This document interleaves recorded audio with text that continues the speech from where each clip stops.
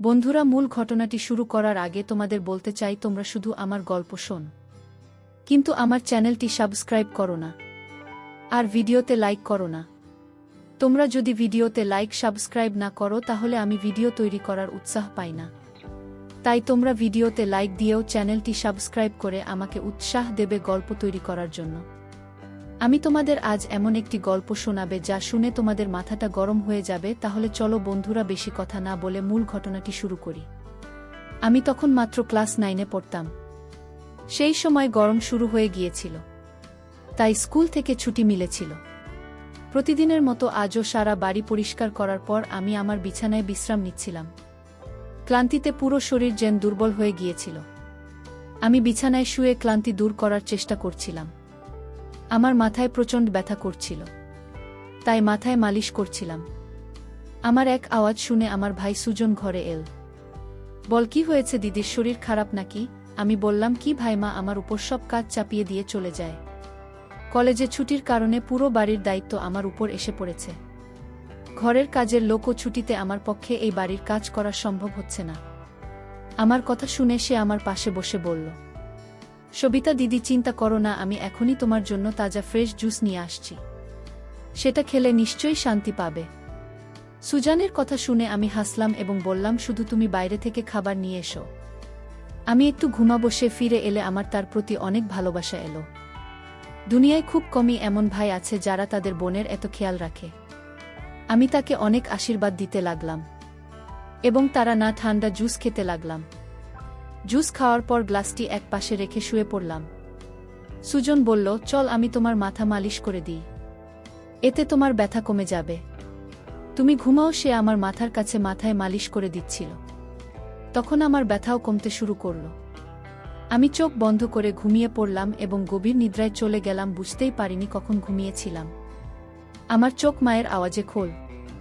আমি হঠাৎ করে চোখ মেলে দেখি আমার মাথা ভারী হয়ে আছে। ঘড়িতে সময় দেখলাম রাত 10টা বাজে। অবাক হয়ে গেলাম। খুবই অদ্ভুত লাগল যে বাবা অফিস থেকে ফিরে এসেছেন। হয়তো ক্লান্তির কারণে সময়ের হিসাব করতে পারিনি। আমি উঠে দুপা হেঁটে যেতেই মাথা ঘুরে গেল। চোখের সামনে অন্ধকার নেমে এল। যদি দেওয়ালে হাত না রাখতাম তবে নিশ্চিতভাবেই পড়ে যেতাম। আমি ফ্রেশ হয়ে বাইরে এসে দেখলাম সবাই খাবারের টেবিলে বসে আমারই অপেক্ষা করছে। আমি গিয়ে আরামে চেয়ারে বসে পড়লাম। সুজন আমাকে দেখে প্লেটে খাবার দিতে লাগল এবং তারপর মাকে বলল, মা, দিদির উপর কাজের চাপ একটু কম দাও। যদি কাজের লোক না আসে তবে তার জায়গায় আর কাউকে রাখো।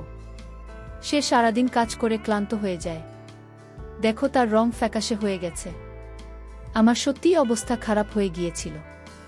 আমি বেশ ক্লান্ত অনুভব করছিলাম। আমার মা এবং বাবা দুজনেই জব করতেন, কারণ শুধু বাবার চাকরির উপর নির্ভর করে বাড়ি চালানোও কঠিন ছিল। তারপর আমাদের পড়াশোনার খরচও কিছু কম ছিল না। তাই আমার মা ও সেই একই কোম্পানিতে চাকরি করতেন যেখানে বাবা কাজ করতেন। আমি আর সুজন কলেজে যেতাম, কিন্তু এখন গরমের ছুটির জন্য আমাদের বাড়িতে থাকতে হচ্ছিল। আমি লক্ষ্য করেছিলাম যে গত কিছুদিন ধরে সুজন আমার সাথে কিছু বেশি খেয়াল করছে। যখন থেকে আমার ছুটি শুরু হয়েছে সে আমার খুব যত্ন নিতে শুরু করেছে। যদি আমি বাড়ির কোনো কাজ করতাম, সে এসে আমায় সাহায্য করত। আমি যদি ক্লান্ত হয়ে যেতাম সে আমার মাথায় টিপে দিত। আমি তাকে না করতাম, কিন্তু সে বলতো না, তুমি ক্লান্ত হয়ে গেছ, এত কাজ করা আমার অধিকার আছে যে আমি তোমাকে স্বস্তি দিই। আমিও চুপচাপ শুয়ে থাকতাম। কিন্তু এক রাতে যা ঘটল তাতে আমার হুঁশ উড়ে গেল। সুজন কি কখনো এমন কিছু করতে পারে? আমি আমার ঘরে ঘুমাচ্ছিলাম।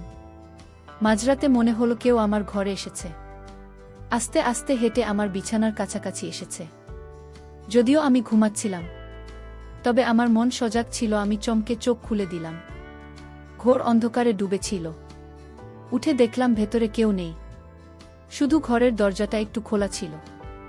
আমি ঘুমানোর আগে সবসময় দরজা বন্ধ করে ঘুমাই, তবে কিভাবে খুলে গেল? আমি ঘুমে ভরা চোখে উঠে দরজাটা লক করতে গেলাম। দরজা লক করার পর আবার বিছানায় শুয়ে পড়লাম। আমার চোখ বন্ধ হতে না হতেই আবারও মনে হলো কেউ যেন বিছানায় আমার পাশে বসছে। মনে হলো কেউ আমার দিকে আসছে। কিন্তু যখন ফিরে দেখলাম কেউ ছিল না, আমি ঘাবড়ে যেতে শুরু করলাম। আমি উঠে ঘরের লাইট অন করে দিলাম। দরজা খুলে বাইরে তাকালাম, কিন্তু সেখানে কেউ ছিল না। আজকের আগে এমন কিছু কখনো ঘটেনি, যা এখন ঘটছে। আমার পিপাসা লেগেছিল, তাই আমি ঘরের দরজা খুলে বাইরে বের হলাম। ঠিক সেই সময় সুজনও তার ঘর থেকে বের হলো। আমাকে দেখে এসে জিজ্ঞেস করল, কি ব্যাপার দিদি, তুমি এখনো জেগে আছে? আমি উত্তর দিলাম, কিছু না, শুধু মনে হলো যে ঘরে কেউ আছে।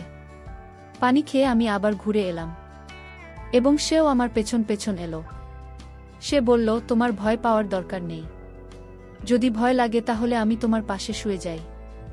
আমি তাকে না করে বললাম, না, তোমার ঘুম নষ্ট করার দরকার নেই, তুমি তোমার ঘরে ঘুমাও। কিন্তু সে জিদ করল, আমি তোমাকে কোনো অবস্থাতেই একা ছেড়ে যেতে পারবো না। তোমার শরীর খারাপ হতে পারে, আমি তোমার কষ্ট দেখতে পারি না। তুমি ঘুমিয়ে পড়ো, আমি এখানে শুয়ে থাকি। শেষমেশ বিছানায় গিয়ে শুয়ে পড়লাম এবং সে বালিশ নিয়ে সোফায় রাখল এবং সেখানে শুয়ে পড়ল। সেদিন রাতে আমার মনে হলো যেন কেউ আমার পাশে বসে দীর্ঘক্ষণ আমাকে দেখছে। আমি ভাবলাম এটা হয়তো মনের ভুল ছিল। সবকিছু জেনে একটি স্বপ্নের মতো লাগছিল। পরের দিন সকালে যখন আমি উঠলাম, আমার মেজাজ খুব অদ্ভুত ছিল। কিন্তু যখন আমি আমার ভাইয়ের দিকে লক্ষ্য করলাম, আমি অবাক হয়ে গেলাম। আমার জামা এলোমেলো ছিল। আমি বিস্মিত হলাম, কারণ এর আগে আমি কখনো এভাবে আর আমি ঘুমাইনি। আজ সে খুব খুশি মনে হচ্ছিল। জানি না কি কারণে। আমি তাকে জিজ্ঞেস করলাম। সে বলল, আমি তো প্রতিদিনই এত খুশি থাকি। যারা আপনাদের মতো বোন থাকে সে কেন খুশি হবে না? বাড়ির সব কাজ শেষ করে যখন আমি বসলাম তখন সুজন আমার কাছে এল। বলল, দিদি, আমি তোমার মাথায় মালিশ করে দিই। তার আচরণগুলো অদ্ভুত লাগছিল। আমি বললাম, এটা তোমার কাজ নয়, যাও তোমার বন্ধুদের সঙ্গে ঘুরে এসো, আমার মালিশের দরকার নেই। আজ আমার মাথা ব্যথা নেই। কিন্তু সে আমার কথা শুনল না এবং নিজে আমাকে বলল, দিদি, তোমার কোনো কথা আমি শুনব না। তোমার কষ্ট দেখলে যে আমারও কষ্ট লাগে, তাই আমি তোমার মাথায় মালিশ করে দিই, যাতে তুমি ঘুমাতে পারো। আপনি এত নাটক করবেন না। ভাগ্যবানরা এমন ভয় পায়। আমার মতো ভাই তুমি পেলে দিদি। আমি তোমার মাথায় মালিশ করে দিলে তখন তোমার কি সমস্যা হতে পারে? আসুন, আমি তোমার মাথার মালিশ করে দিই, এতে তোমার অনেক শান্তি লাগবে। সে আমাকে তুলে ঘরে নিয়ে গেল। আমি বিছানায় বালিশে শুয়ে পড়লাম। সুজন আমার যে 4 বছরের ছোট ছিল, কিন্তু সে আমাকে নাম ধরে ডাকত, বলতো, তুমি এত সুন্দর যে তোমাকে দেখে মনে হয় তুমি সবসময় এভাবে হাসতে থাকো এবং আমি তোমার যত্ন নিতে থাকি। সে যখন আমার মাথায় ম্যাসাজ করছিল, তার হাতে যেন জাদু ছিল। আমি কিছুক্ষণের মধ্যে ব্যথামুক্ত হয়ে ঘুমিয়ে পড়লাম। কিছুক্ষণ পরে যখন আমার ঘুম ভাঙল, আমার পুরো শরীর ব্যথায় ভাঙছিল। মনে হচ্ছে যেন আমার পায়ের উপর অনেক বেশি ওজন রাখা হয়েছে। পুরো শরীর ব্যথা করছিল। ধীরে ধীরে উঠে বসে চারপাশে তাকালাম। যখন নিজের দিকে নজর দিলাম, দেখলাম আমি পুরোপুরি ভিজে গেছি। যেন কেউ আমাকে স্নান করিয়ে দিয়েছে। কাপড় ভিজে গেছে, পাখা বন্ধ ছিল এবং গরম ছিল। এসব কি হচ্ছিল? আমি খুব কষ্টে উঠে দাঁড়ালাম। মাথা ঘুরছিল, হাঁটা কঠিন মনে হচ্ছিল। আমি আমার অবস্থা বুঝতে পারছিলাম না যে সব কি হচ্ছিল। অনেক কষ্টে বাথরুমে গিয়ে ফ্রেশ হলাম। নিজের অবস্থার দিকে নজর দিলে মনে হলো আমি ঘুমাইনি। আমার শরীরের ক্লান্তি আরও বাড়ছিল। যখন আমি ঘর থেকে বাইরে এলাম তখন ফিসফিস করার আওয়াজ শুনলাম। মনে হচ্ছিল কেউ কারো সাথে কথা বলছে। বাড়িতে আমি আসে ছাড়া আর কেউ ছিল না। তাহলে সে কার সাথে কথা বলছিল? আমি প্রথমে রান্নাঘরে পানি পান করতে গেলাম, কিন্তু তখন আওয়াজ বন্ধ হয়ে গিয়েছিল। আমি রান্নাঘরের দরজার পাশে দাঁড়িয়েছিলাম যখন সে বৈঠকখানা থেকে বের হলো। তার হাতে অনেক টাকা ছিল, যা দেখে হাসছিলাম আর কপালে ভাঁজ পড়ল। পরের মুহূর্তেই তার দৃষ্টি আমার উপর পড়ল। আমাকে দেখে বলল, দিদি, তুমি উঠে গেলে? আমি হাঁটতে হাঁটতে তার কাছে গেলাম। সে তাড়াহুড়ো করে টাকা প্যান্টের পকেটে ঢোকা ছিল, কিন্তু আমি তার হাত ধরে টাকাগুলো সামনে এনে বললাম, এত টাকা তোমার কাছে কোথা থেকে এল? সে দৃষ্টি নামিয়ে বলল, আপনি দয়া করে বাবাকে বলবেন না। আমি অবাক হয়ে গেলাম যে সে এই টাকা বাবাকে কেন দেয়নি। আমি কঠোরভাবে জিজ্ঞাসা করলাম।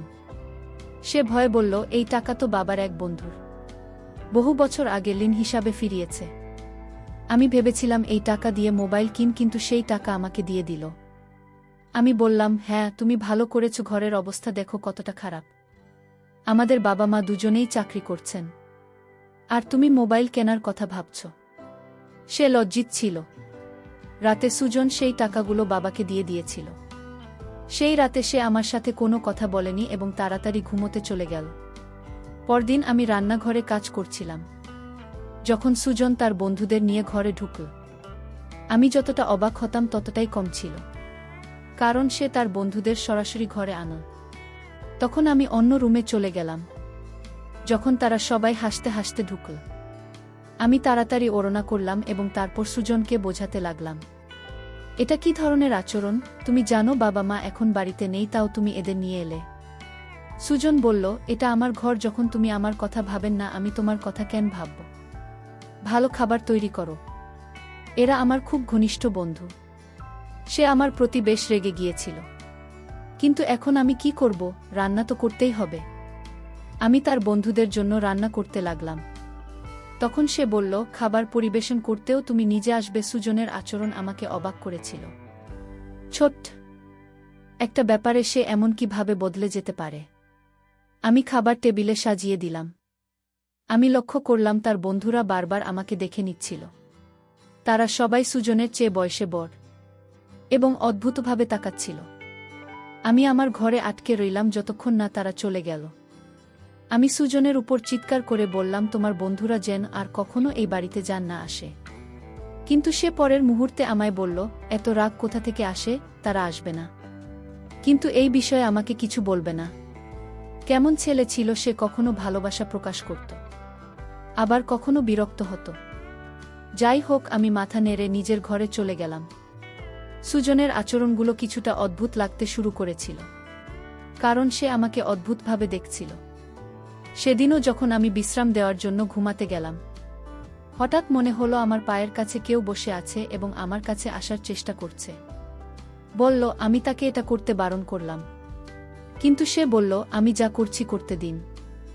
এই বাড়িতে একমাত্র আমি আছি যে তোমার এতটা খেয়াল রাখে। মা বাবা তো কাজে থেকে বের হতেই পারে না, তাহলে তোমার সেবায় তো কে করবে? আমি ছাড়া আমার কি কোনো দায়িত্ব নেই? যাই হোক, আমিও ক্লান্ত ছিলাম। চোখ বন্ধ করলাম এবং ঘুমিয়ে পড়লাম। আমি গভীর ঘুমে ছিলাম, কিন্তু যখন আমার ঘুম ভাঙল আমার হুঁশ উড়ে গেল। আমার মাথা ভীষণ ঘুরছিল। বিছানার চাদর একদম এলোমেলো হয়ে গিয়েছিল। বিছানা একটি শার্ট এবং একটি পারফিউম করে আসছিল। এই জিনিসপত্র কার ছিল আমি কিছু বলতে পারছিলাম না। মাথায় এত তীব্র ব্যথা ছিল যে আমি আবার বিছানায় লুটিয়ে পড়লাম। মনে হচ্ছিল কেউ আমাকে অজ্ঞান করার ওষুধ খাইয়ে দিয়েছে। আমি পাশে ফিসফিস করে শুনছিলাম, কিন্তু কে বলছিল তা চিনতে পারছিলাম না। আমি শুধু সুজনের গলা শুনতে পাচ্ছিলাম। মনে হচ্ছিল সে আমার ঘরে উপস্থিত এবং আমাকে জাগানোর চেষ্টা করছে। কিছুক্ষণ পর যখন আমার চোখ খুলল, তখন পুরো দৃশ্যটি আমার চোখের সামনে ভাসছিল। আমি প্রথমে বিছানার দিকে তাকালাম যেখানে শার্ট এবং পারফিউম পড়েছিল, কিন্তু এখন সেখানে কিছুই ছিল না। আজও আমার অবস্থা বেশ অদ্ভুত ছিল। আমি বাচ্চা ছিলাম না যে সবকিছু বুঝতে পারবো না। বাড়িতে আমি এবং সুজন ছাড়া আর কেউ ছিল না। তাহলে আমার ঘুমানোর পর এমন কি হতো যে আমার পুরো শরীর যেন পানিতে ভিজিয়ে দেওয়া হয়েছে? এই শুধু নয়, আমার শরীর ব্যথায় ভেঙে পড়েছিল এবং একেবারে ফ্যাকাশে হয়ে গিয়েছিল। প্রতিদিন সুজন আমার রুমে আসার চেষ্টা করছিল, কিন্তু আমি কোনো না কোনো অজুহাত বানিয়ে আমার ঘরে চলে যেতাম। মাথায় অদ্ভুত সব চিন্তা আসছিল। শরীরও বেশ খারাপ ছিল। আমার অবস্থা দেখে মাও চিন্তিত হয়ে পড়েছিল। তিনি বললেন যে পরের দিন অফিস থেকে ছুটি নিয়ে আমাকে ডাক্তারের কাছে নিয়ে যাবেন, যাতে বোঝা যায় আমার কি সমস্যা। সেদিন রাতে আমি বারবার জেগে উঠেছিলাম এবং ঠিকমতো ঘুমাতে পারিনি। পরের দিন আমার বাবা মা সবসময় মতো তাদের কাজে চলে গিয়েছিলেন। হয়তো তারা আমার চিন্তাই করেননি। আমি নিজেই ডাক্তারের কাছে গেলাম। সেখানে ডাক্তারের রিপোর্ট যা দেখলাম তা হলো আমি নাকি মা হতে চলেছি। তাহলে এটা কিভাবে সম্ভব? সুজন তো আমার ভাই, কিন্তু তারপর আমার মনে পড়ল যে আমি তাকে সৎ ভাই হিসেবেই জানি। ব্যাপারটা এমন ছিল যে কারো কাছেই গোপন ছিল না যে সে আমার মায়ের দ্বিতীয় বিয়ের সন্তান এবং আমি মায়ের প্রথম বিয়ের সন্তান। এই ধরনের চিন্তাগুলো আমাকে ভুল ভাবতে বাধ্য করেছিল। বুঝতে পারছিলাম না কিভাবে বাবা মাকেই কথা বলবো। সুজন আমার সৎ ভাই যখন আমার পাশে বসত তখন সে আমার সাথে অন্য রকম আচরণ করত। আজ বুঝতে পারছিলাম ডাক্তারের রিপোর্ট দেখে আমার সৎ ভাই আমাকে অজ্ঞান করে কি করেছিল, আজ আমার এই অবস্থার জন্য দায়ী। আমার মা বাবা কেন না, মা বাবা যদি বাড়িতে থাকতো তাহলে সুজন কখনো সাহস পেত না। তাই দর্শকদের বলবো, তোমরা তোমাদের মেয়েদের পর্দায় রাখবে। আর কখনো তোমরা নিজের মেয়েদের একা ঘরে রেখে কাজে চলে যাবে না, তাহলে আমার মতো অবস্থা তোমাদের সন্তানদের হতে পারে।